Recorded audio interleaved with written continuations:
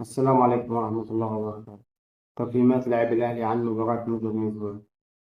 حراسة المرمى مصطفى شوبير 4/10. عندك أحسن من كده يا مصطفى مع إنك لا تلام على الجنين اللي دخلوا فيه. محمد هاني بيه زفت من 10، 3/10. مش عارف أنت بتلعب في النادي الأهلي لحد الآن إزاي، وللأسف مجدد لك سنتين كمان في عام. محمد شكري 4/10.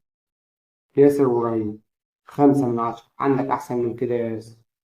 ياسين مرعي 7/10 عشان الجون اللي جابه، محتاج يشتغل على البدني أكتر من كده.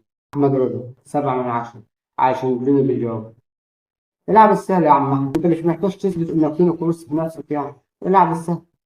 لعيب كورتك حلو، بتخرج بالكورة كويس وبتلعب باصات كويسة. العب السهل. محمد علي بن رمضان 6/10. لسه مجابش فورمة مع النادي الأهلي.